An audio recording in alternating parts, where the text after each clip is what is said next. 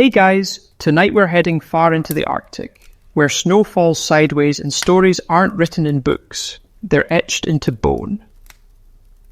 This isn't your average bedtime story. There are no feather beds or mugs of cocoa waiting here. Just the low hum of the wind across ice, the crunch of fur boots on snow, and the quiet crackle of a fire made from driftwood and whale oil. You're huddled near that fire now, wrapped in layers of seal fur, nose tingling from the cold, breath rising in little clouds. Around you an Inuit winter camp, the kind where the night doesn't end for months, where the stars blink slowly like they're half asleep too. A circle of snow shelters surround the flames, their curved forms glowing softly under the aurora's green shimmer above. You're not from here, clearly. Your fingers are freezing through your gloves already.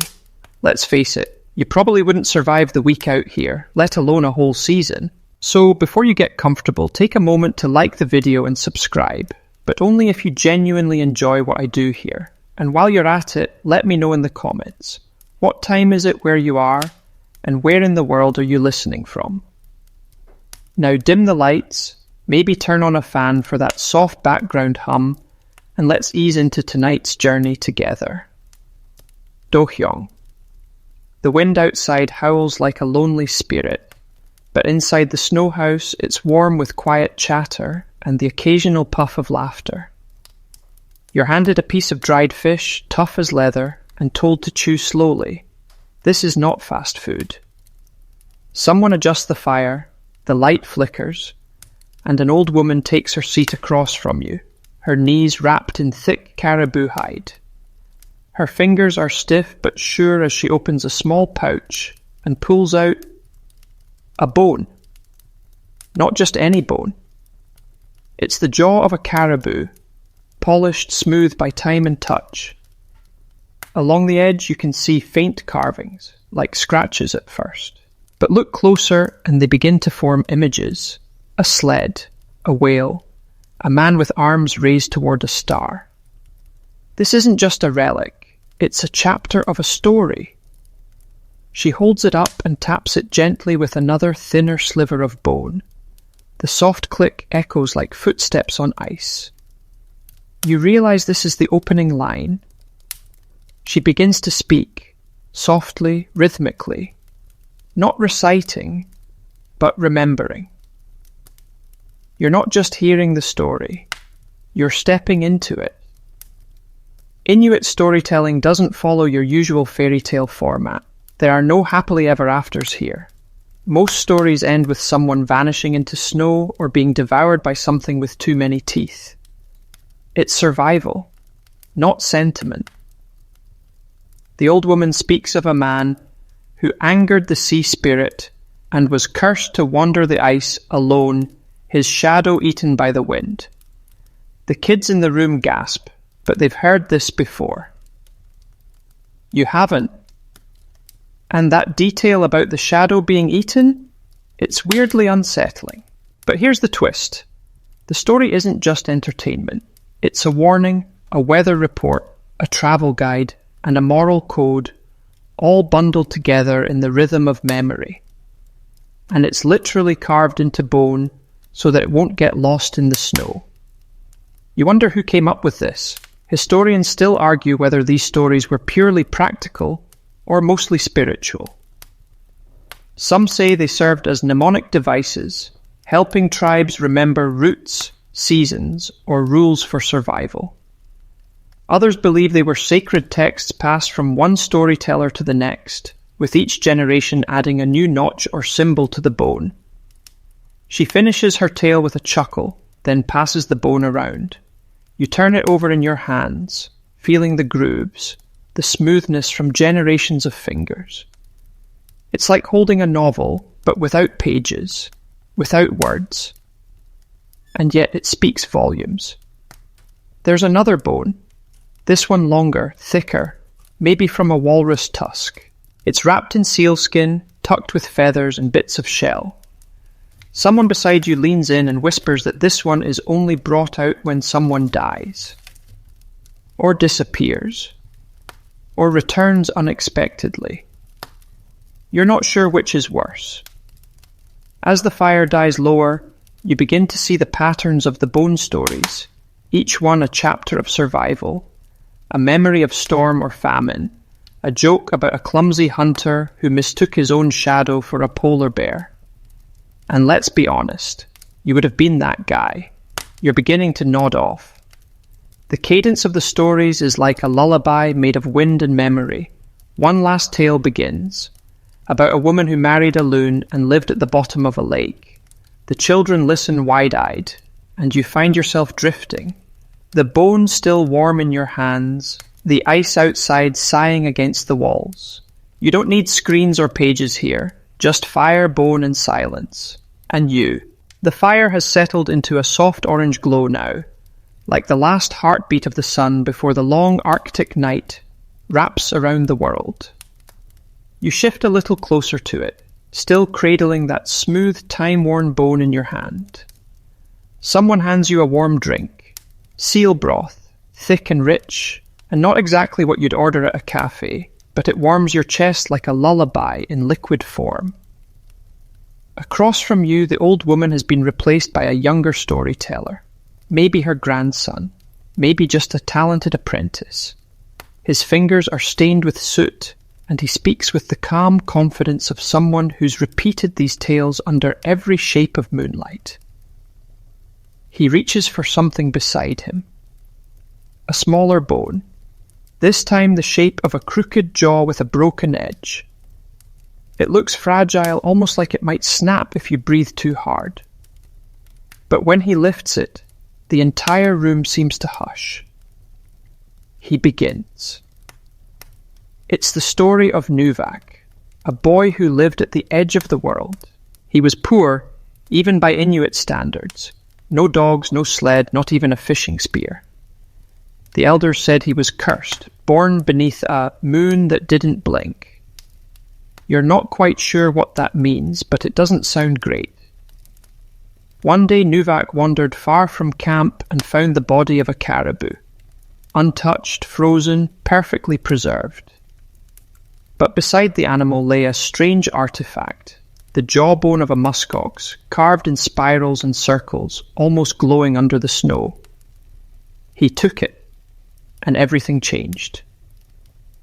Nuvak suddenly gained uncanny luck. Fish leapt into his traps, seals surfaced at his feet. He became known as the boy who never missed. Naturally, people grew suspicious. And as it goes with these stories, one night someone stole the jawbone while he slept. His luck vanished, his voice disappeared. His shadow began to stretch too far behind him, as if it remembered the power he'd lost. The storyteller pauses here and taps the crooked jawbone against a flat piece of driftwood, a sound that's somewhere between a knock and a heartbeat. Then he leans closer and says, "This is that bone." Now, okay, maybe he's being theatrical. Maybe it's just a good bit of showmanship. But still, you can't help but lean in.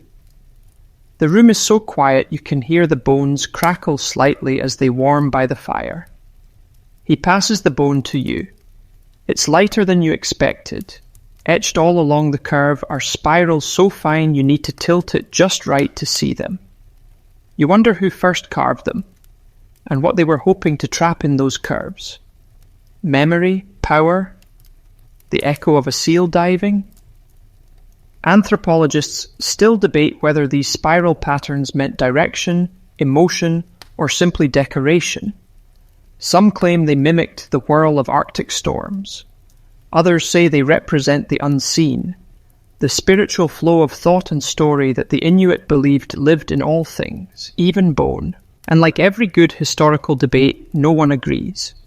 You hand the bone off carefully and sip more broth, trying not to let your mind drift too far into questions you can't answer.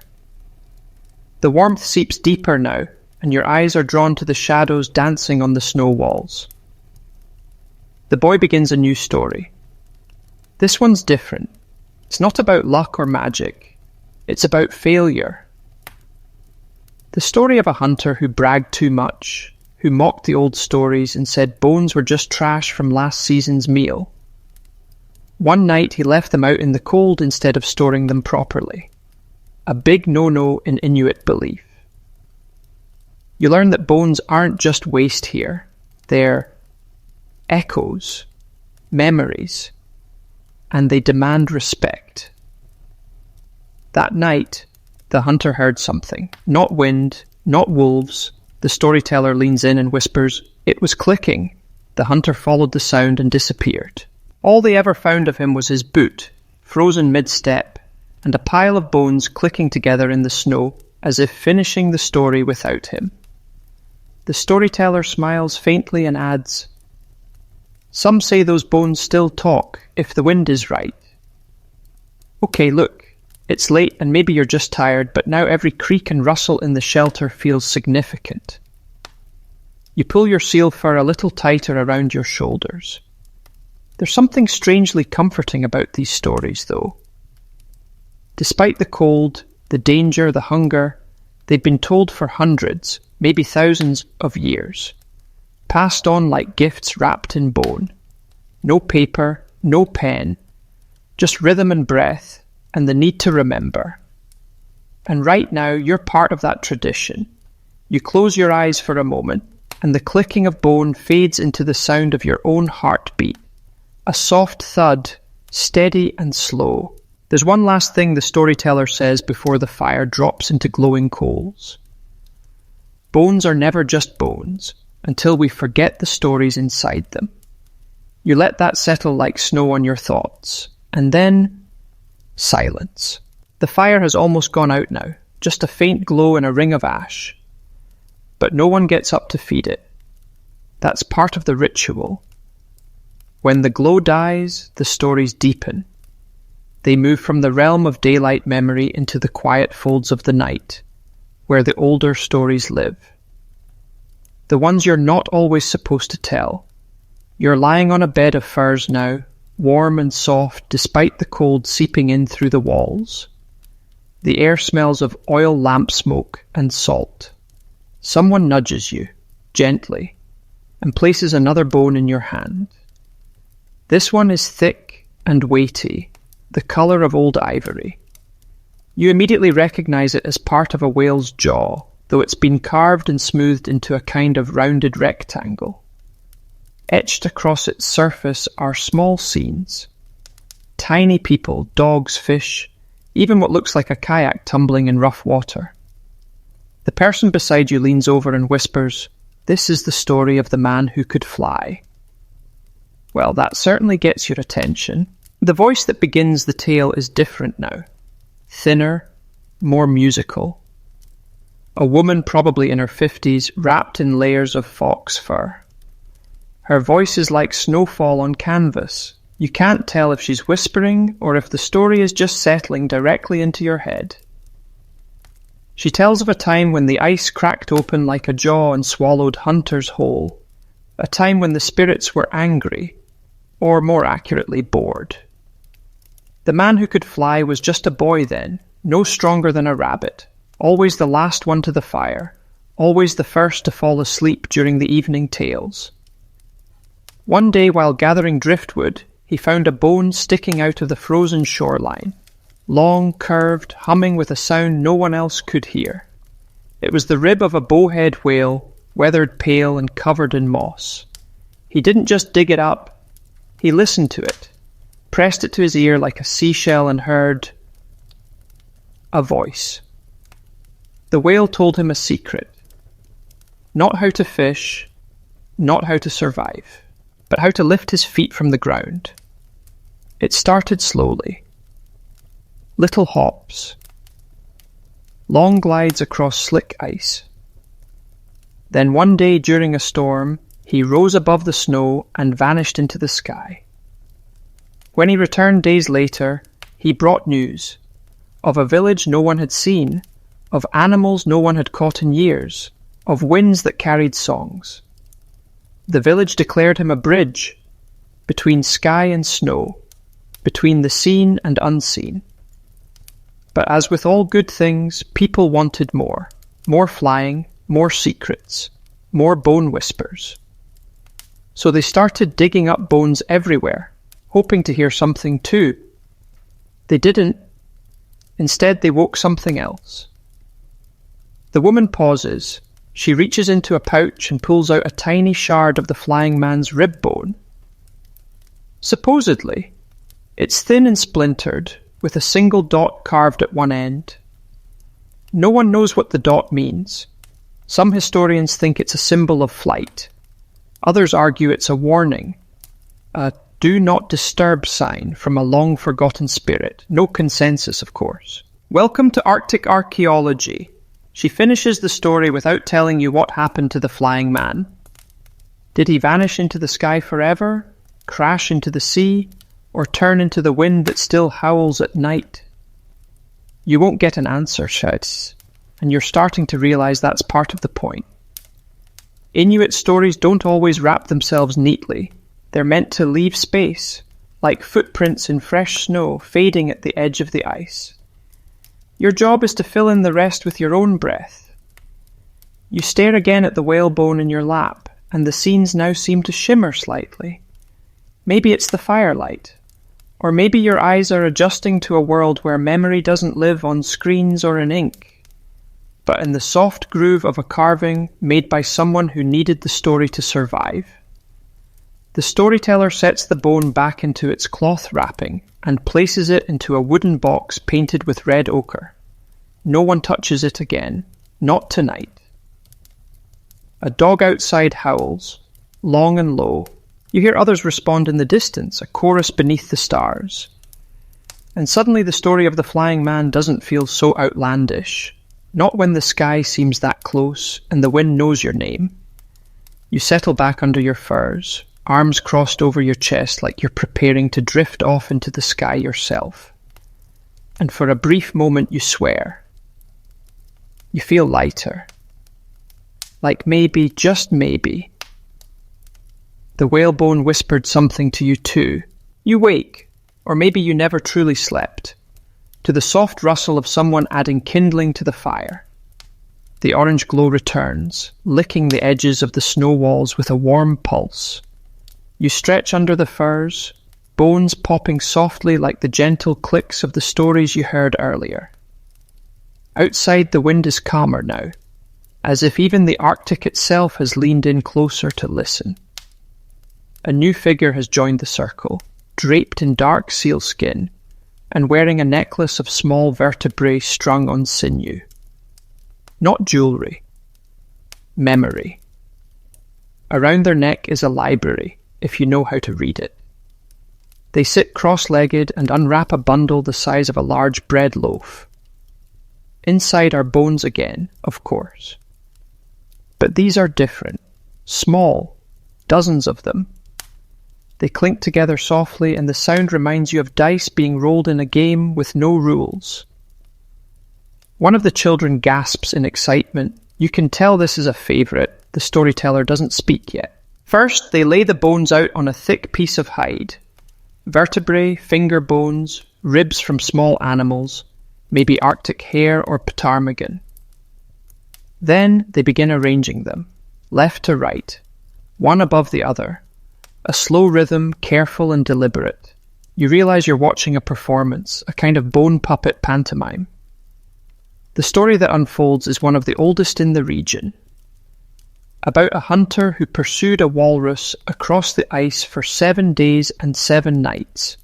A chase so long it wore down the man's boots, cracked his sled, and made him forget his own name.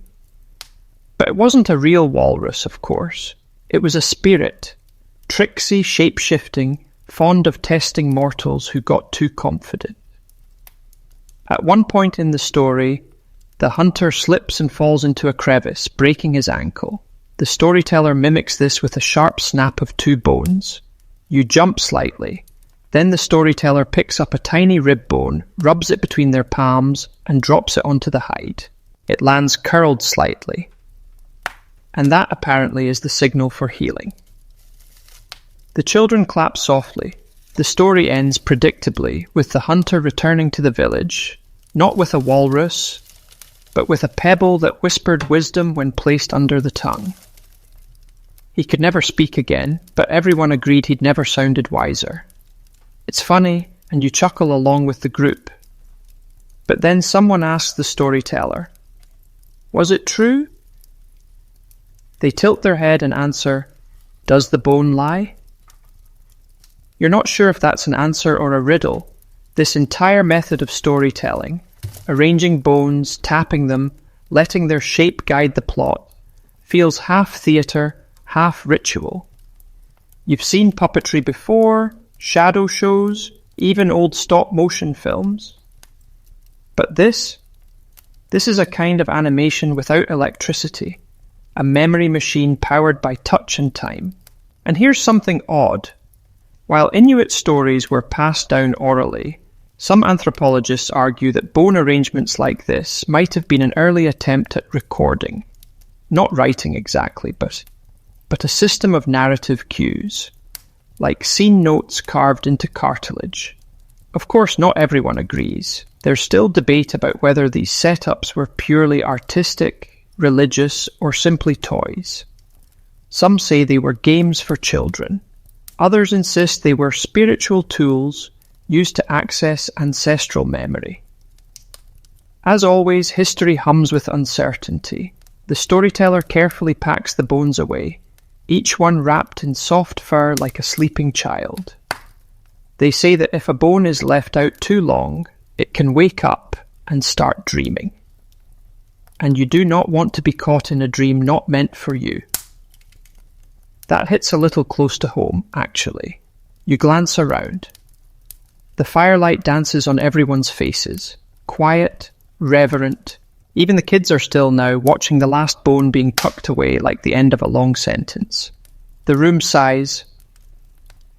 It's not just the stories themselves that carry weight. It's the way they're told, with rhythm, with silence, with reverence for a world that doesn't need Wi-Fi to stay connected. And you realize bones outlast voices. Flesh vanishes, paper burns, but bones, they linger. They carry things you can't see until someone, maybe like you, sits down beside a fire and listens closely enough. You lean back, head resting on bundled hides, eyes tracing the smoke curling toward the hole in the ceiling. You're not quite sure where the hunter ends and where you begin. But it doesn't matter, because here, under bone and story and sky, you're part of the telling now too.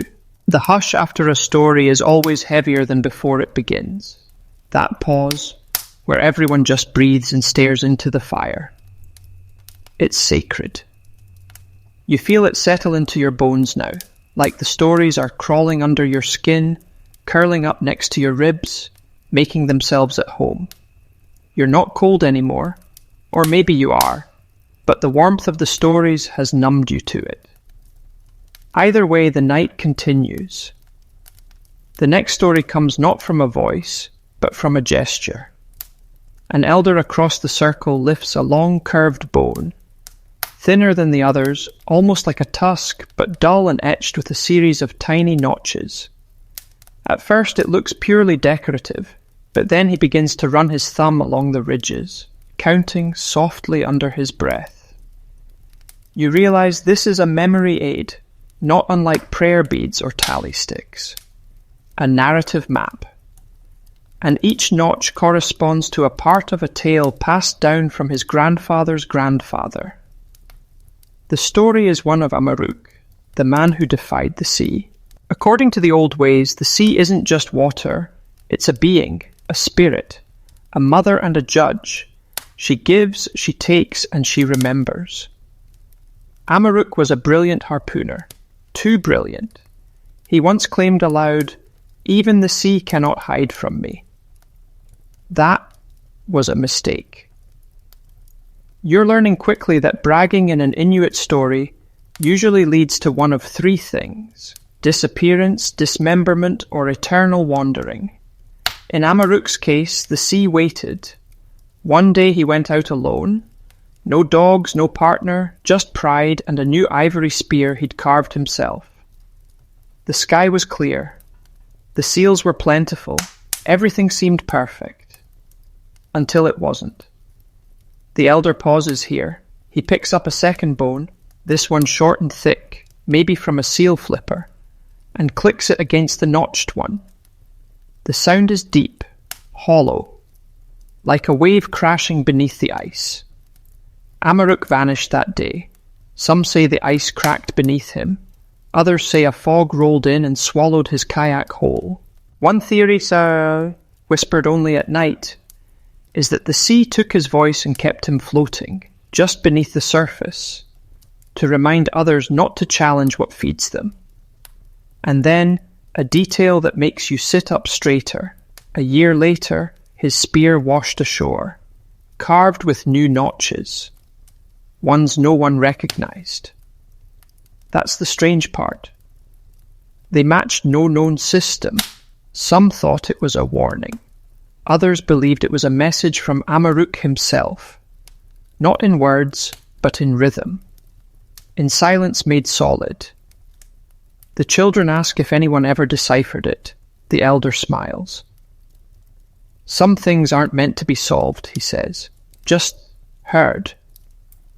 And again you wonder, how many histories have been lost simply because no one thought to listen to the bones? Modern scholars have tried to decode these notched storytelling bones. Some claim they mirror lunar cycles. Others think they represent days of travel or major life events. One even published a paper suggesting they were early musical scores, mapping the pitch and cadence of speech. But no one agrees. Because bone doesn't talk to everyone. Still, you run your own thumb over the notches, feeling the subtle rise and dip of each. It's hypnotic. You can imagine how in the deep of winter, with no sun and no distractions, someone could sit and remember an entire saga, notch by notch, word by word. The elder finishes his tale not with a final sentence, but by placing the bone carefully into the firelight and bowing his head. Silence follows. No applause, no commentary, just respect. One of the dogs outside barks twice and then goes silent, like it heard something you didn't. You lie back once more, arms tucked behind your head, eyes tracing the ribs of the snow house like the underside of a great frozen turtle shell. It occurs to you as your breathing slows that not every culture writes history with ink. Some carve it, some whisper it, some simply hand it to you, still warm from their hands, and trust that you'll know what to do with it, and tonight you do. It's well past the hour when most people would be asleep. But here, inside this circle of flickering flame and ancestral breath, time doesn't quite behave. It stretches and folds like sealskin, soft and strange. You feel suspended, neither awake nor dreaming, floating somewhere in between. Someone shifts beside you, a rustle of fur, the creak of old bones. Not the storytelling kind, but the kind that belonged to someone who's walked too far and slept on too many cold rocks. A woman you hadn't noticed before speaks up. Her voice is low and warm, like snow melting beside a fire. She holds no object, no carved jaw, no rib, no notched tally, just her voice. This, she says, is a story my mother told me, and her mother before that. She pauses, letting the hush settle in. It's about a man who married the moon. You blink. That's a new one. She begins slowly, her words falling like snowflakes. Light, deliberate, impossible to catch. The man was named Taktuk. He was lonely, even by Inuit standards, which is saying something when you live in a world where your nearest neighbour might be 100 miles away and also a polar bear. Taktuk spoke often to the sky. Not in prayer, not in desperation, just conversation. He treated the moon like an old friend, and one night she answered. She told him she was tired of floating alone, of being seen but never touched. And Taktuk, being both brave and slightly ridiculous, offered to marry her. A deal was struck. Now, most wedding ceremonies don't involve tying yourself to a harpoon line and hurling into the darkness. But this one did. And somehow it worked. Taktuk disappeared from the ice that night, and the next time the moon rose, people swore they saw a shape, a man, etched in light along her curve. The children gasp. You just smile. It sounds like a myth. But then again, so does FaceTime to anyone from 1,000 years ago. The woman continues. For years, the moon glowed warmer, the nights were less cruel, and the people said, Taktuk is keeping her company. But eventually the moon changed. She became distant, pale, her glow sharp like bone. And when asked why, the elders said, they're arguing. Apparently marriage is complicated, even celestial ones. Taktuk returned one night, falling like a shooting star into the snow. He was older, wiser, glowing faintly at the edges. But he never spoke of what happened. Instead, he carved long, curved bones, one each night, and buried them beneath the village. He called them moon seeds. No one ever found them. Or, so they say. Now here's where the story turns, and where your heart starts to lean forward without you realizing it. The woman lowers her voice. Years ago, she says, a child dug beneath the old fire pit and found a bone unlike any we'd ever seen. It shimmered faintly, smooth as glass, and on it one symbol, a crescent wrapped in spirals. She pauses again. That child was me. You sit very still. She reaches into her parka and pulls out a pouch, sealskin, worn and soft. From it she removes a sliver of bone, no larger than your thumb. It does shimmer, ever so slightly, like frost catching moonlight. Is it real? Does it matter? The storyteller passes it around, and when it reaches you it's warm, not like metal from a pocket warm. Warm like it remembers something, like it's humming softly in a pitch you can't quite hear. You hand it off slowly, reluctantly, and the woman finishes, I've never carved it, I've never buried it, I just keep it close because some stories aren't finished yet. You lie back again, your thoughts swirling. Here, stories aren't meant to explain everything. They don't give you answers. They give you weight, texture, the sense that the world is stranger, deeper, and more connected than you thought an hour ago. And also, you're pretty sure you've spoken to the moon once or twice, probably during a night when you couldn't sleep.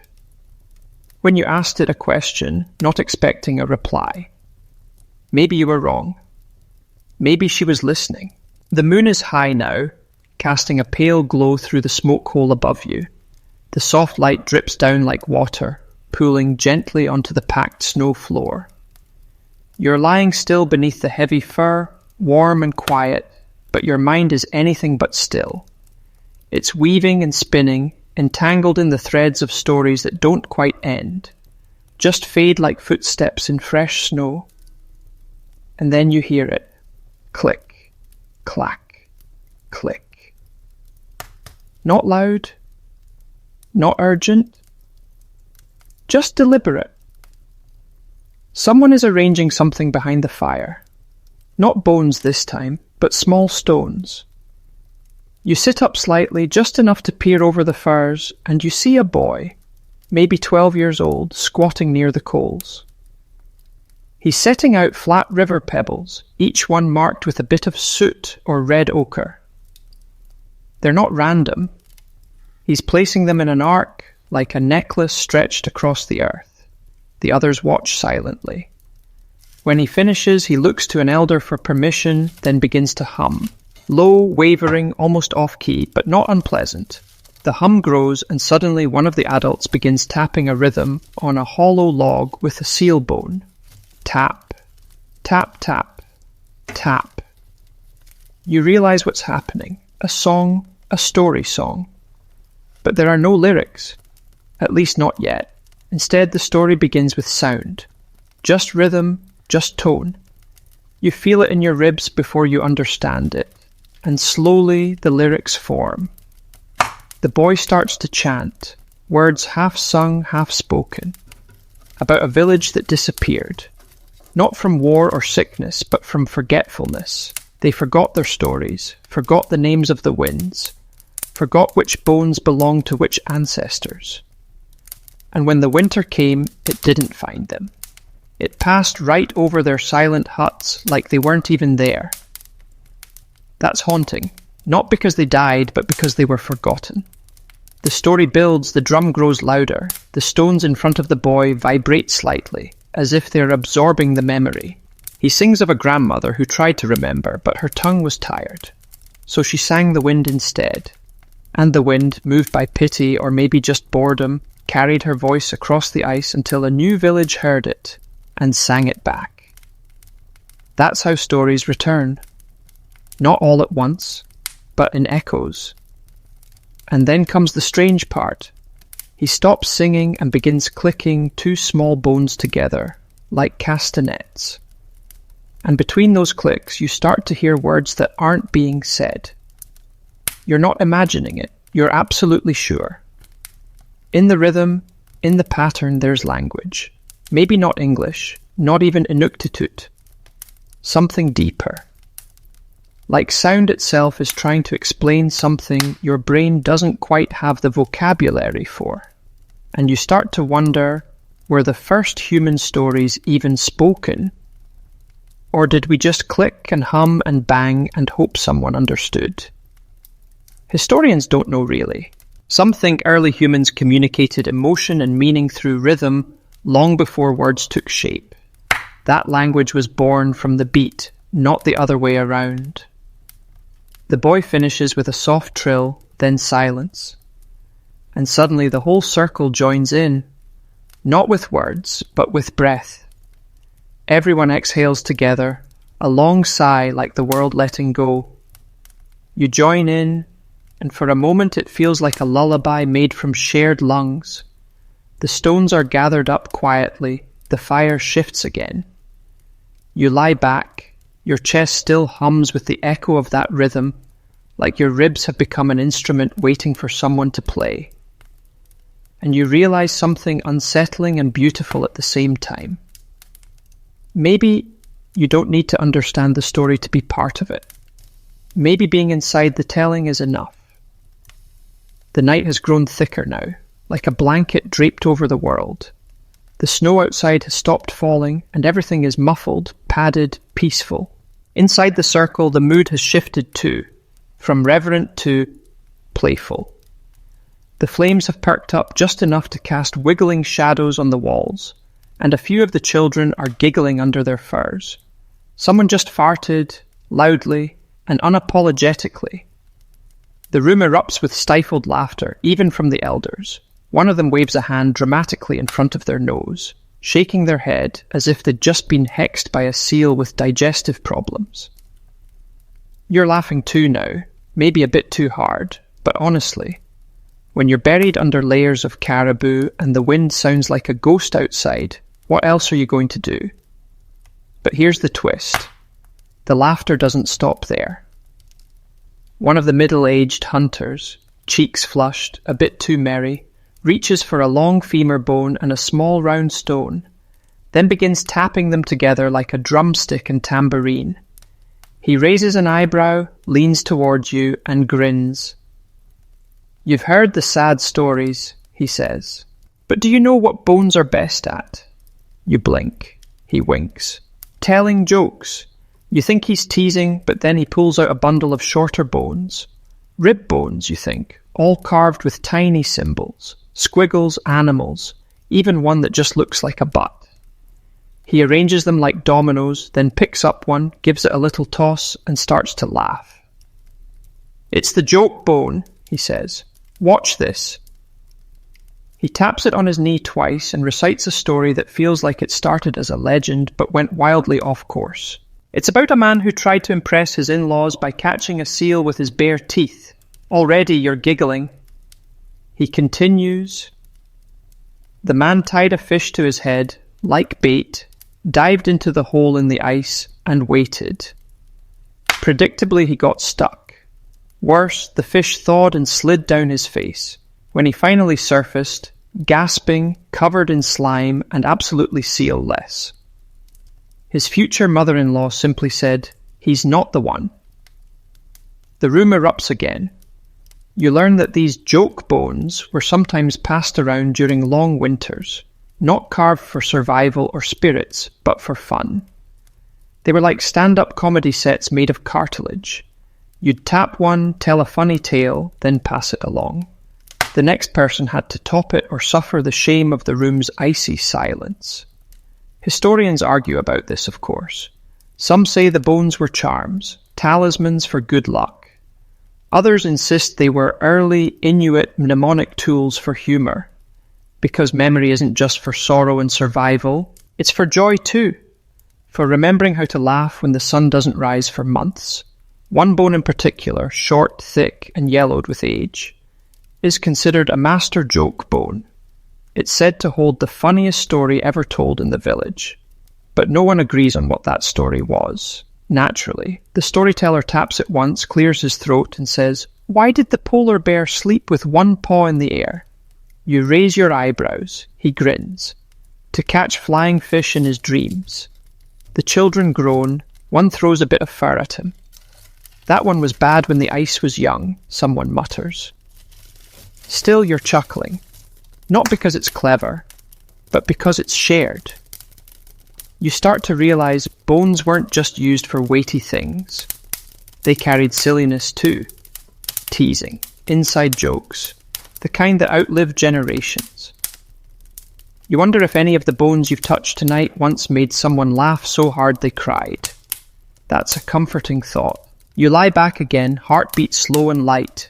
Somewhere nearby, someone's humming a nonsense tune, clearly improvised, about a narwhal with no sense of direction, and a seal who only travelled backwards. You smile, because maybe, just maybe, that's the truest kind of history. The kind that survives not because it was carved deeply, but because it made someone laugh long enough to remember it. The fire's getting lazy now. Not quite out, but slower, as if it's grown tired from all the laughing. The embers breathe softly, pulsing like the chest of a sleeping animal. Around the circle, most people have drifted into silence. A few are leaning on each other, eyes closed, their faces soft and still. One child has fully collapsed into a bundle of fur, mouth open, gently snoring. No more joke bones for now. This moment belongs to quiet. And in the hush, an old man speaks. He doesn't raise his voice. He doesn't even sit upright. He just lies there, one arm behind his head, the other holding a long, weathered bone upright on his chest like a tiny totem. It's thin, almost reed-like, probably from a bird. He doesn't tap it, doesn't show it, just lets it rest there while he speaks. And what he says is barely a whisper. Do you know the story of the bone that sang? Ma City? You don't. But you're listening. He says the bone belonged to a bird that once flew between the lands of the living and the lands of the dreaming. A little grey thing, ordinary in appearance but known for singing the names of those who were about to die. Not as a threat, not as a curse, just as notice, a soft echo, a reminder that all things end. One winter, a young woman captured the bird, not to harm it, but to learn its song. She wanted to memorize the melody so that when her time came, she would already know the tune. But the bird died in the cold before she could learn it. She wept and carved its bone into a flute, hoping to hear the song again. But the bone wouldn't play for her. only for her son. A quiet boy with crooked teeth and 2 big ears. When he blew into it, the air bent strangely. Notes came out that made people cry without knowing why. Some said the bone sang the bird's song. Others believed it sang whatever the listener most needed to hear. Forgiveness, farewell, a name they hadn't spoken in years. The boy kept the bone until he died. And after that, no one knows. The old man shrugs. Sometimes people still hear the tune, he says, usually in their sleep. A soft whistle that sounds like someone calling you by your real name. Not the one you say out loud. The one no one else knows. You feel something cold and weightless stir behind your ribs. Not fear, not even sadness, just stillness. Like something ancient brushing past you on its way elsewhere. And here's the strange part. There's a real bone flute in a museum in Greenland that dates back over 1,000 years, made from the wing of a seabird. Researchers have studied it, recreated it, even played it. The sound is haunting, thin as mist. Some call it music. Others say it's nothing more than breath made visible. No one agrees naturally. And right now it doesn't matter. The storyteller doesn't pass the bone around. He just keeps it on his chest, rising and falling with his breath, as if it might sing again if only the night gets quiet enough. You lie back again, letting the silence settle over you like snow. There's something sacred in this kind of quiet, not empty, but full.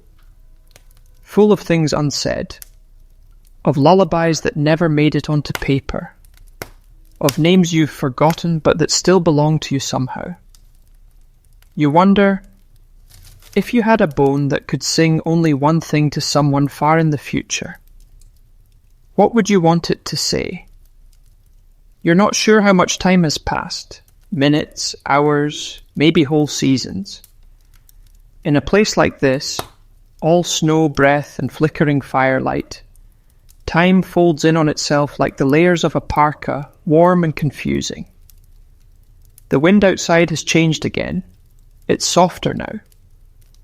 Less like howling and more like whispering. And as strange as it sounds, you begin to wonder, is the wind trying to tell you something? That's exactly what the next storyteller suggests. A middle-aged woman with eyes like obsidian and a voice that rolls like a distant avalanche. She doesn't hold a bone this time. Instead, she holds up a strip of old hide, thin and nearly translucent, stretched tightly over a bent wooden frame. A drum.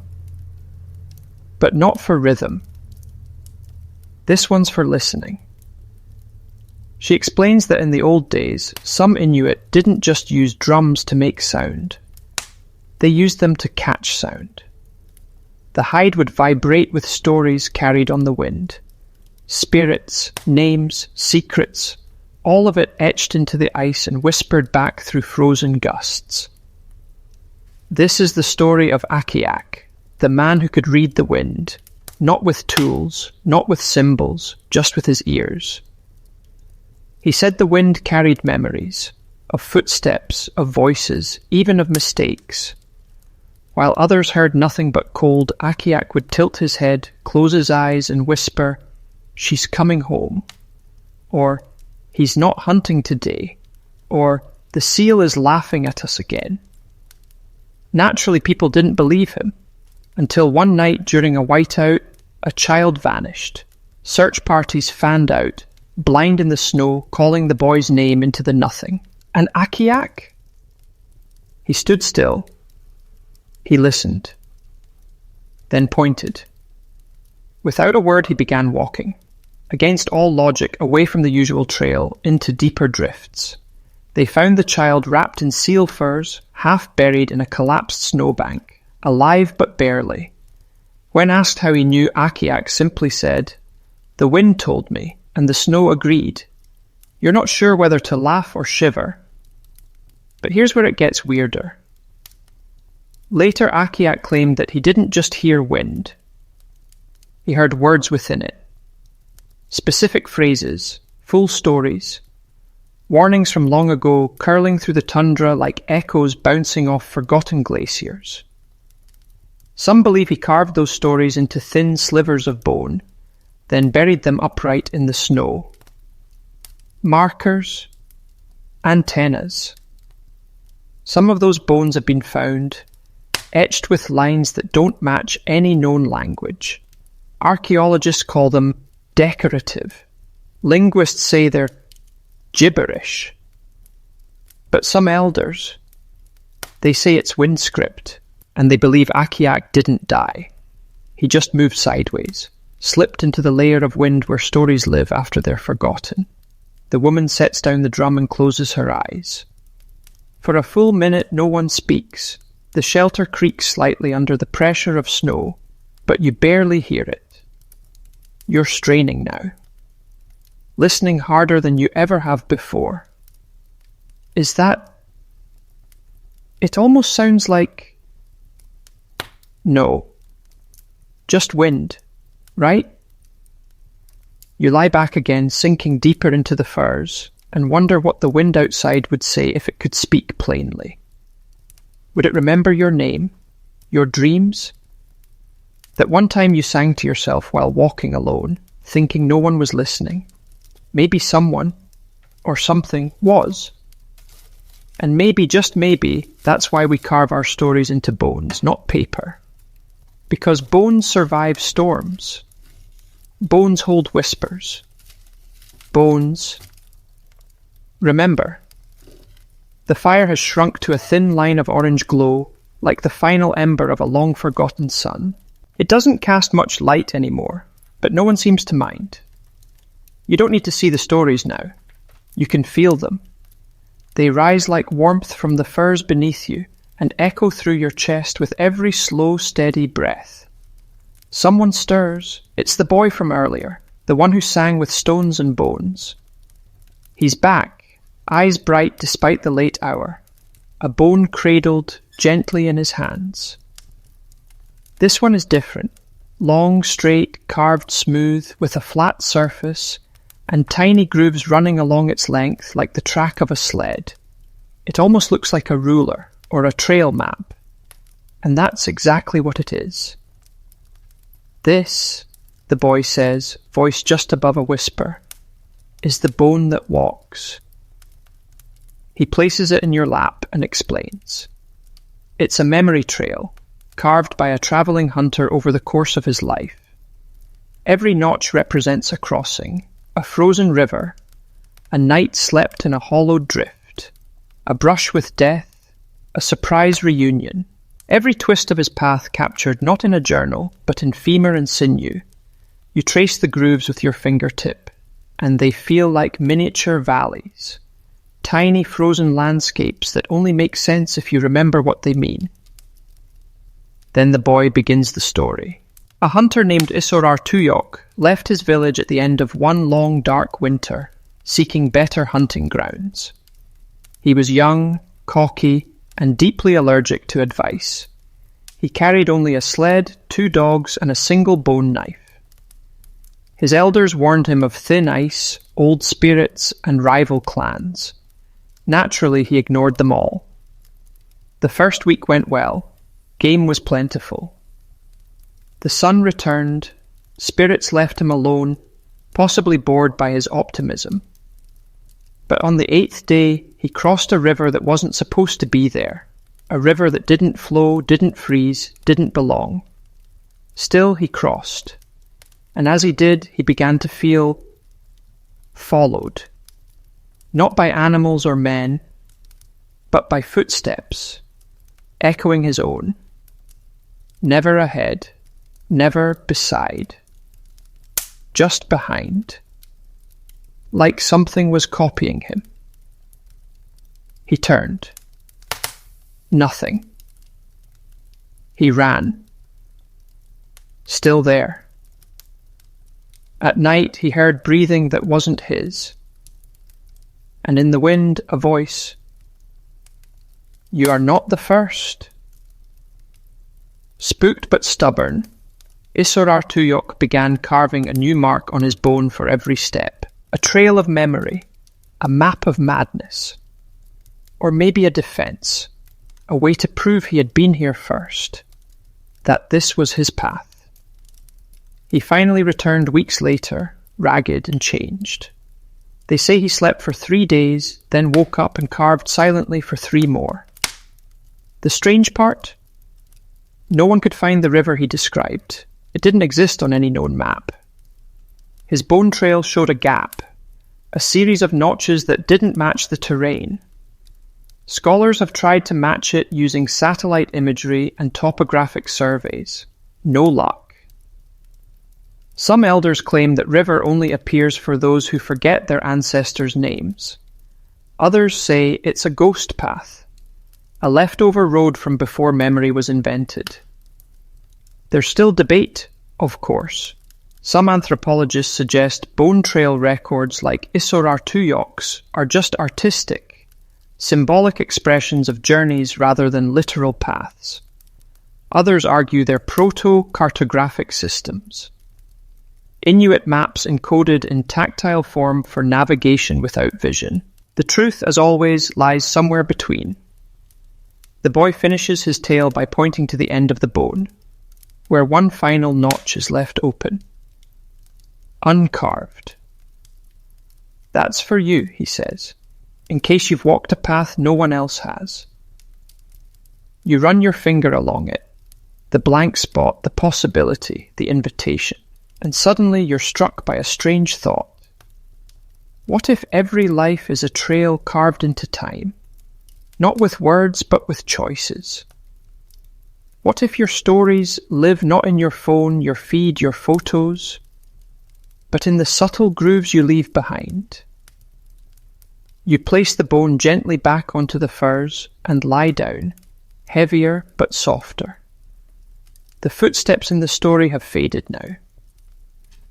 But yours? They're just beginning. The shelter is nearly silent now, except for the faint, steady drip of melting frost from the ceiling and the slow exhale of wind against snow. You can't tell if anyone else is awake, or if you're even still fully awake yourself. The line between dream and memory has grown thin, soft around the edges like worn fur. A woman you hadn't noticed before begins to speak. Her voice is so gentle, so steady that you're not even sure at first if it's part of the dream. She sits close to the fire, or what remains of it, with a shallow bowl in front of her, filled not with food but with ice. Inside the ice, fragments of bone, small ones worn smooth and absolutely silent.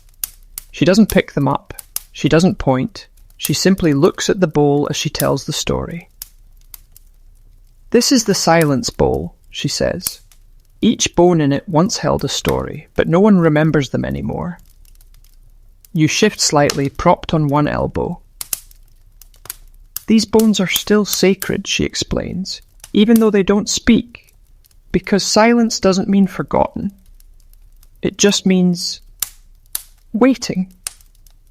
She stirs the ice gently with one finger, and the bones rattle softly. A dry, hollow sound, like distant dice or wind through reeds. Then comes the story. Or maybe it's a riddle disguised as one. It begins with a woman who lost her voice during childbirth. Not from fear, not from pain, but because she willingly gave it to her daughter. "You'll need it more than I will," she whispered, her last words. From that day on, the daughter spoke with the strength of 2 lives. She told stories to elders, to animals, even to storms. She was vibrant, fierce, unstoppable, until the day she died suddenly, halfway through a story. And the silence that followed was loud. No one could remember how it ended. The village debated, some tried to recreate the ending, others insisted the story should be buried with her. But her mother, Tish, who had never spoken again, did something unexpected. She took the bones the girl had carved during her life and froze them in water. She said, "The rest of the story is in here now. When someone needs it, they'll melt." I found and then she smiled. The storyteller taps the side of the ice bowl. You lean closer. The firelight dances on the surface of the frozen water, and for a split second, only a flicker. You think you see something inside, a pattern, a shape, a line of symbols, then it's gone. Some believe the silent bones carry orphaned stories, tales that were never finished, or that were told only once and then lost, swallowed by the cold, the dark, the long walk from one shelter to another. Historians rarely study these fragments. There's no text, no context, no metadata, just slivers of ivory and guessing games. But the Inuit, they respect silence more than most, because in a world of wind and white, noise can be a liability. And silence, that's where the world breathes. The woman places the bowl beside the fire, letting it slowly warm. You don't have to understand everything, she says. You just have to listen long enough for meaning to find you. You nod slowly, then lie back, eyes half closed, heartbeat soft. You think about all the unfinished things you carry, the stories you've lived halfway, the thoughts you never said aloud, the endings that never came. Maybe they don't need to be wrapped up neatly. Maybe they're meant to stay frozen for a while, waiting, resting, listening, just like you. Somewhere outside, a dog yawns. Not a bark, not a growl, just that long whistling yawn only sled dogs seem to know how to do. Part stretch, part complaint, part lullaby. It blends with the wind so smoothly you almost miss it. But once you notice, it settles into your ears like a companion. And right on cue, the next voice speaks up. This time it's a man with a deep chest and eyes that have probably seen every kind of ice. He speaks slowly, carefully, like he's walking across thin sea ice and doesn't want to disturb the water below. He reaches for a familiar item, a long curved bone with holes in it, almost like a flute. But he doesn't play it. He just holds it up. This one, he says, belonged to a dog. There's a pause. Not just any dog, a dream dog. You're listening now, of course you are. The story begins with a hunter named Kimirak, who had a dog unlike any other. A dog that didn't sleep when the sun disappeared for the long polar night. While the other dogs curled into balls of fur and dreams, this one stayed awake, staring into the dark, ears twitching at things no one else could hear. Kimirak joked that his dog was listening to ghosts.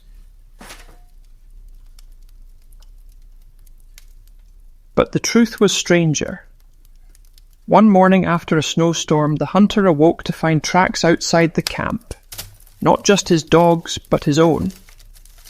And yet he hadn't left his shelter, no one had, except maybe in dreams. Over the following nights, the dog began to act strangely, dragging Chimirak's boots to the door, howling at nothing, pawing at the ground like it wanted to dig through snow and time. Eventually, Chimirak decided to follow it, not with his body, with his sleep. He wrapped his dog's bone, a single rib, polished and carved with symbols, in sealskin, and placed it under his head as a pillow. And that night, he dreamed of a trail made entirely of bones, thousands of them stretching across ice, leading to a place where the stars touched the snow and every lost story waited patiently to be heard again. He followed that path for what felt like days, guided by his dog, silent, glowing, and faster than the wind. When he woke, his cheeks were wet, his hands clenched, and the fire had burned itself out. He never told anyone what he saw, but he carved what he could remember into the rib of that dream dog. That's the bone you're looking at now. Some say the symbols are just art. Others believe they're a dream map, a record of the journey one can only take while sleeping. Folklorists suggest these bones were part of ancient shamanic rituals. Anthropologists argue about whether dream travel was symbolic or believed to be literal. The answer is both, or neither, or something in between. The storyteller finishes without drama, just a nod. You reach toward the bone, not to touch it, but to see it better. Its holes are smooth, its surface worn. You could almost swear the shapes carved into it are shifting. But maybe that's just the flicker of flame. You lie back once more and think about your own dreams. The ones you've forgotten, the ones that come back just before waking. The ones that feel like memories from someone else's life. Maybe you've been walking the bone trail too, without knowing it. Maybe your dog, past or present, is waiting at the edge of that snowy place, tail wagging, ready to lead you home when it's time. For now you close your eyes, and the sound of that sled dog's yawn echoes once more in your mind. Not loud, but comforting and very, very real. And the fire is down to its last few coals, glowing like the eyes of a creature that's too tired to blink. The smoke hole above barely lets in any starlight now. It's as if the sky has turned away to give you and the bones some privacy. Everything is quiet, but not empty. Not with the next story curling up at your feet like a stray memory just waiting to be noticed. This time no one speaks for a while. Instead, a young girl walks slowly around the circle, holding something in both hands. A small wooden box bound with rawhide and etched with soft curves. She opens it, and inside are bone fragments, arranged in a careful spiral. Not carved, not marked, just smooth, clean, forgotten. These, she says softly, were found in the snow. No one remembers where they came from. Everyone leans in, even the elders. She continues, they say these bones belong to the lost people, a group who walked away from history one winter and were never seen again. Her voice barely rises above a whisper. The snow covered their trail. The wind took their names. But the bones were left behind. She passes the box around, letting each person hold it for a moment. No words, just silence. And you notice something strange. Everyone reacts differently. One man closes his eyes tightly. A woman starts to hum under her breath. A child pulls their parka tighter. Then the box comes to you. And the second it touches your hands, you feel it. Not cold, not warm, just recognition. The kind of feeling you get when you walk into a room you've never seen before and somehow know where everything is. You stare at the bones. They don't glow. They don't whisper. They don't move. But they feel heavy, not with mass, but with meaning. The girl sits again, and the oldest woman in the room speaks now, her voice brittle, like wind brushing dried leaves. We don't know their names, she says, but that doesn't mean they're gone. She tells the tale of the forgotten people, a small band who disappeared during a storm so massive it erased villages. They weren't heroes or villains, just quiet folk, hunters, carvers, mothers, people like any others. But no one remembered them. And as the years passed, even their language was lost. Their stories weren't told, their songs weren't sung, their footsteps disappeared beneath newer ones. Until a child, the one speaking now perhaps, found these bones in a snowbank, perfectly arranged in a spiral, not scattered, not discarded, placed, as if someone had known the world would forget, and left a reminder. Some say the spiral was a message, a symbol of cycles or time or return. Others think it was a map or a form of punctuation, like a question mark made from ivory. Linguists call it a curiosity. Archaeologists say ritual object when they don't know what else to write. But among the Inuit, they simply call it the echo, because when you hold one of the bones to your ear, like a seashell, some say you can hear breathing, not sound, just presence. You pass the box along, your fingertips tingling, and suddenly you realize being forgotten isn't the same as being gone. Not if something, even a bone fragment, still carries the weight of who you were. You lie back again, letting that truth settle. Your own memories shift gently in your mind, like snowdrifts catching the wind. There are names you've forgotten, moments you thought were lost.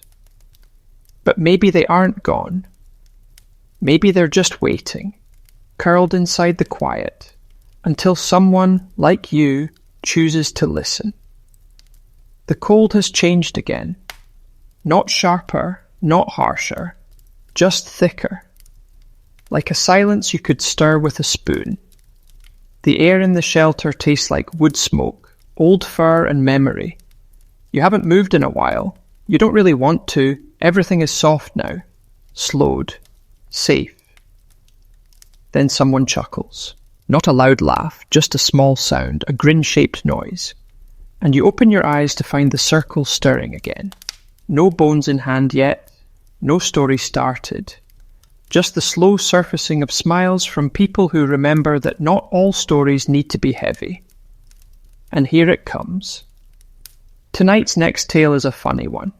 Not the kind that ends in giggles or punchlines, but the quiet kind of funny. The dry, clever stories that leave you smiling long after they're told. It begins with a bone. Of course it does. A jawbone specifically. Carved with a row of teeth so exaggerated they look like a row of pebbles. Someone hands it around the circle, and you notice each person taps it against their own jaw as it passes. A strange little ritual. When it reaches you, you do it too. Why? You're not sure. But the jawbone makes a hollow sound, and the moment you touch it, the storyteller begins. He's a broad-shouldered man with a voice like gravel warmed by fire. He tells of Nukilik, a hunter who didn't believe in stories. Stories are for children and men with no meat, he used to say, loudly, to anyone unfortunate enough to be in earshot. So naturally the village decided to teach him a lesson. One winter while Nukilik slept, they replaced every item in his sled, spear, hooks, even his mittens, with carved bones, each one etched with exaggerated stories of things he claimed to hate. A bone with a seal wearing spectacles, a fish carrying a book, a mitten that said, "Tell me a bedtime story." They even carved one bone to look exactly like Nukilik, with steam coming out of its ears. The next morning he discovered the prank, but instead of yelling, he did something unexpected. He laughed. Then he strapped the bones to his sled and went out hunting anyway. Here's the funny part. That day he caught more than he ever had before. 3 seals, 2 fish, and a fox that practically walked into his arms. He returned triumphantly, dragging his sled of meat behind him, and declared, "Turns out stories are good luck, as long as you don't believe them." That night he carved his own bone. It had no symbols, just his name and the word almost. When asked what that meant, he replied, "Because that's how close I came to being boring." The storyteller laughs, and so do you. It's a good laugh, warm and sleepy, the kind that spreads from your cheeks to your stomach. But underneath it, a softer idea lingers. That jokes aren't just distractions, they're survival tools. Some anthropologists suggest that Inuit humour, especially the carving of joke bones, was a way to manage long, dark winters and the psychological weight of Arctic life. The carvings weren't just funny, they were necessary. A release valve. A reminder that even in the middle of frozen nowhere, a laugh could melt more than snow. One of the elders pulls a tiny carving from her pocket, a bone shaped like a human foot, with its toes all out of order. This, she says, is from a story about a man who always walked in circles and never knew why. You giggle again, then lie back. The stories are quieter now, but they're still coming. Like snowfall, not sudden but steady. And in this moment it's clear that laughter too has been carved into bone. Not as decoration, as preservation. Because what is history really, if not the funny things people did to keep themselves going? You breathe in slow, exhale slower, and drift. Still smiling. The fire, now barely more than a shimmer beneath blackened logs, gives off just enough glow to remind you it's still alive. A quiet heartbeat of heat in the cold chest of the Arctic night. Around it, everyone has settled into stillness. Not sleep exactly, but that soft in-between place where the world doesn't ask anything of you. And yet the stories continue. Not loudly, not even with words. This time it begins with the quiet sliding of something heavy across the floor. A large flat bone, maybe from a walrus shoulder, smoothed to a polish that reflects the glow of the coals like water at twilight. A woman draped in fox furs kneels beside it. She carries a pouch made of sealskin and begins placing small items on the surface of the bone. Tiny carved figures. Not of animals, not of spirits, but of people. A man with a crooked leg, a child holding a fish, a woman with one arm and a smile that stretches too wide. This is the hearth circle, she says gently. A bone for stories we don't write down. Not because they're secret, but because they're soft. Soft? You don't understand? Not yet. She continues moving the figures slowly around the bone's surface, like a game board without rules. These are the stories that pass between hands. The ones told while making mittens or repairing a sled. Not about heroes, not about monsters, just us. She sets down a final figure, an elder with a large round hat and a goose under one arm. Like this one, she says, about a man who warmed his house with nothing but laughter and soup. You chuckle before she even starts. Turns out the man's secret was simple. He didn't believe in firewood. He said the wood complained too much, so instead he told jokes so hot his breath kept the house warm. He burned fish bones for extra heat, claiming they told better stories once cooked, and he made goose soup every day, even in summer. When asked why, he said, "Because someday someone cold and hungry will walk through my door, and I want them to feel like they've always lived here." The children in the circle laugh, even as their eyes droop. You smile too, not just at the story, but at the feeling it brings. The warmth of belonging, of silliness that hides something sacred. Because that's the point of this bone. The hearth bone isn't about grand tales or warnings from the wind. It's about the small stories, the ones that live in daily rituals, in shared soup, in a sock patched 3 times but still worn with pride. Anthropologists rarely document these. There are no dramatic conflicts, no epic battles, just quiet moments of life strung together by the need to remember what it felt like to be here, to be human, to be warm, not just in body but in story. Some believe these hearth bones were teaching tools for children, moral stories told with figures and props. Others say they were used by midwives and caretakers to pass the time. There's little consensus, of course. These stories leave behind few marks. They live not in libraries, but in the curl of a grandmother's smile. You lie back again, watching the figures glint in the low light. Maybe one day someone will carve a tiny figure of you, not because you fought monsters, but because you once sat by a fire, in the dark, and listened long enough to become part of the circle. And maybe, just maybe, someone will pick up that figure and say, This one liked stories too. You breathe in, exhale. The warmth lingers. You feel it now, soft but strong. The hush is deeper now. Not just around you, but inside you. Your breath is slower. Even your thoughts seem padded, moving cautiously across snowdrifts of memory. The fire is barely a whisper of light, but no one reaches for more wood. This isn't a night that needs brightness. It's a night that understands shadows. And from one of those shadows, the next storyteller speaks. A man in sealskin gloves lifts a strange bone, long and slender, like a shin bone, but not quite. You realize it's been polished smooth, then etched along its length with tiny tracks, paw prints, hooves, claw marks. It's not just humans who remember, he says. The animals do too. He turns the bone slowly in his hands. This one belonged to a tracker. She said the snow told her stories, not the kind we tell, the kind you read with your feet. Her name was Nunaluk, and she was famous not for hunting animals, but for finding their thoughts. She didn't follow trails.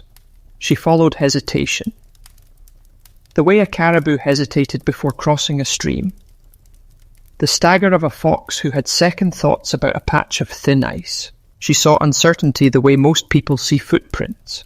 She once claimed that if you watched the snow carefully enough, it would confess everything, even where you had been. That part made people nervous, so they gave her bones to carry. Not as weapons, but as recorders. She'd carve a symbol for every pattern she found, a zigzag for indecision, a swirl for curiosity, a straight line for courage. The result was something like a bestiary, a behavioural map, and a diary, all in one. Of course, no two people agreed on what her carvings meant. Some said they were hunting guides. Others believed they were confessions, moments where she herself had hesitated. There's a particularly old argument between scholars on this point. One camp insists these bones were practical, early data collection in a pre-literate culture. Another claims they were meditative, an Inuit form of journaling, tracking not just animals but emotion. Neither can prove the other wrong, naturally. The storyteller smiles.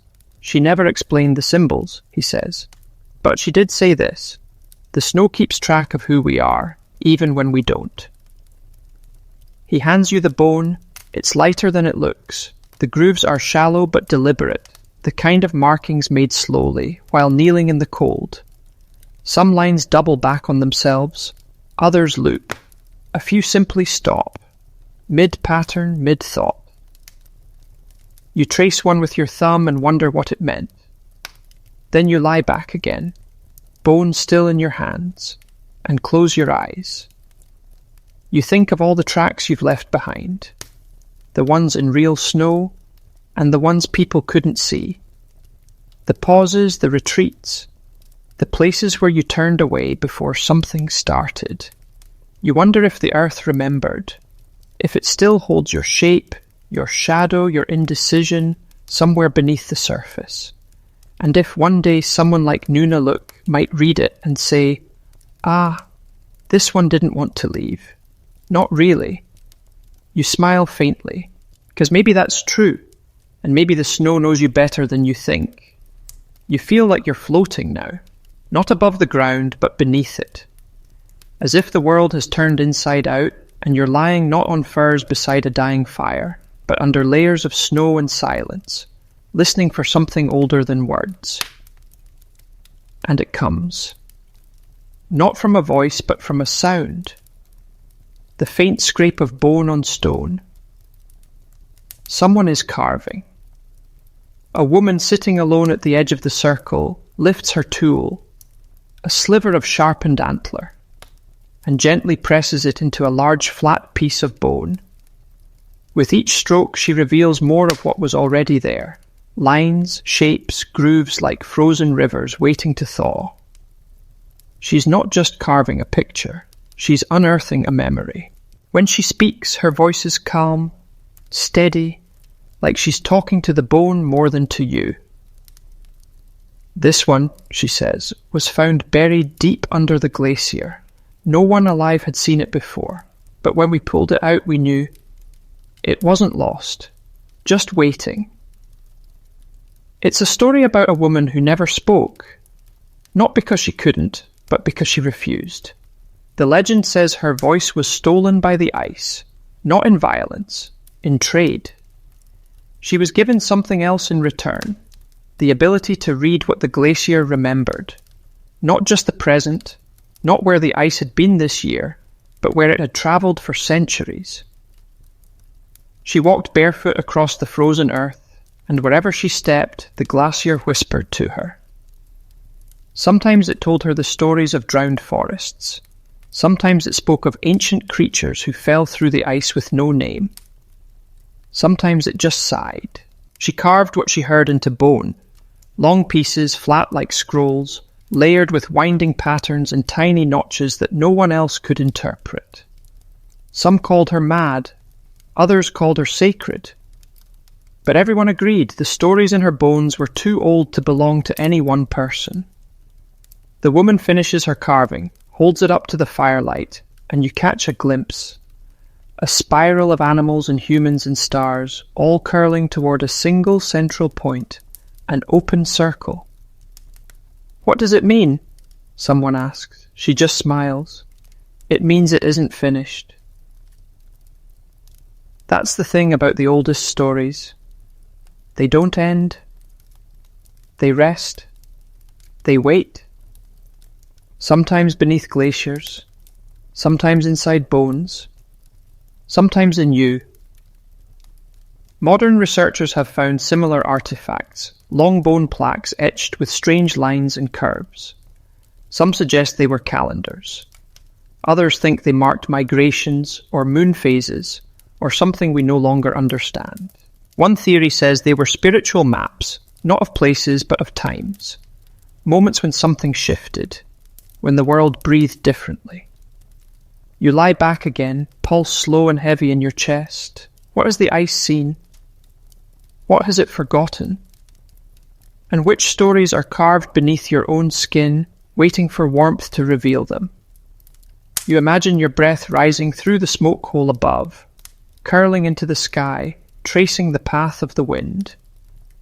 Maybe one day someone will find a bone with your story in it. Not your name, not your face. Just a line, a curve, a symbol. And maybe they'll say, "Ah, this one listened." You smile, because you are. The air inside the shelter is thicker now, not with cold, but with rest. The kind of hush that settles when everyone has said what they needed to, even if it wasn't out loud. Even the fire has given up trying to dance. It flickers low, like it's nodding off between breaths. Only the occasional pop of a coal breaks the stillness, and even that feels like a gentle exhale. One last story begins, but not with a bone. This time it starts with a bundle of snow. A quiet elder, her eyes nearly closed, lifts a small pouch from her side, pale fur bound in sinew, and opens it to reveal something unexpected. A clump of snow, hard-packed, dotted with bits of dark earth. She cradles it gently, as if it were a bird's egg. And then she says, "This is what's left of the place where the last story was told." Everyone sits up, she explains. Long ago there was a village where every story was remembered, not written, not carved, just remembered, shared from lips to ears, from heart to hand. It didn't have many hunters, or boats, or tools, but it had one thing. A memory keeper, not a storyteller, a listener. Someone who collected the stories people were too tired, too sad, or too scared to tell. She held them all, sometimes without understanding them, sometimes without even hearing them fully. She just held them, like invisible bones, until the person who lost them could take them back. But one day she didn't wake up, and the stories began to drift. The people tried to remember them, tried to repeat them, but without her the words felt thinner, the rhythm wrong, The punchline's empty. So they made a choice. They packed the place where she died into snow, and they kept that snow cold year after year, repacked, reburied, preserved. So they wouldn't forget that forgetting hurts. The elder hands the snow bundle around the circle. When it reaches you, you feel it, a deep, patient cold. Not the biting kind, the kind that lingers beneath your ribs when someone you love leaves the room and doesn't come back. You hold the bundle longer than you should, and you wonder, how many stories have you lost? Not the big ones, not the dramatic ones, but the little quiet ones, the ones that never got a name, the ones that still wait inside your bones like seeds under frost. The elder finishes the story with a whisper. This is why we tell these things, not to teach, not to entertain, but to keep the snow warm enough that something might grow again. You gently pass the snow back and lie down once more, the fire a dim breath at your side. You think of the stories you've heard tonight, of birds that sang death, and dogs that dreamed trails, and wind that whispered names, of carved spirals, joke bones, and maps of places that don't exist until you need them to. And you wonder if you'll remember them all tomorrow. Maybe not every word, but the warmth, that stays, even when the snow returns, even when the bones fall silent, even when the night begins to end. By now the fire is a memory, a faint orange hush at the edge of the world. The shelter has gone completely still. No one stirs. Not because they're all asleep, but because there's nothing more to do, nothing to add, just the last breath of night and the final story that doesn't ask to be told, only held. It comes not with ceremony, but with a sigh. An old man, maybe the oldest, sits alone now, his face lit only by the glow of a single ember. He doesn't raise his voice, he doesn't move his hands, he just says, "You've heard what we can say with bone, but do you know what we say when we have no bone left to carve?" You wait. He continues, slower now. We whisper into the snow. It sounds like poetry, but he means it. There is a story, he says, of a time when the bones ran out. After a long winter, a famine, a silence that made even the dogs forget how to bark. Nothing left to carve. No seals, no caribou, just wind, just snow. But still, people needed to remember. So they did something strange. They lay on their bellies, pressed their lips to the drifts, and spoke their memories into the snow. One sentence at a time. Not loudly. Just enough to leave a trace of heat, of breath, of sound. And then they covered that patch gently, marked it with a stone, and moved on. They believed, or hoped, that one day when the world softened, those words would rise like mist and find someone listening. Some claim they did. A boy once dreamed of voices rising from a snowbank, soft, layered, full of stories he'd never heard but somehow already knew. He followed them and found a half-melted bone beneath a cairn, etched with a single word. Listen. That was enough. And now you're lying here, in the hush of this final moment, wondering what you would whisper into the snow if you knew it would outlive you. Not a lecture, not a legend, just a sentence, one truth worth burying. You don't have to say it now. The snow will wait. You close your eyes. The firs around you are warm. The smoke hole above is dark, filled with the slow turning of stars. You hear a distant drum beat. Or maybe it's just your own heartbeat, slowed to the rhythm of the earth. It's all the same now. You've walked the trail of bones. You've heard the jokes, the warnings, the sighs, the riddles carved by hands long gone. You've sat where others once sat, slept where others once dreamed.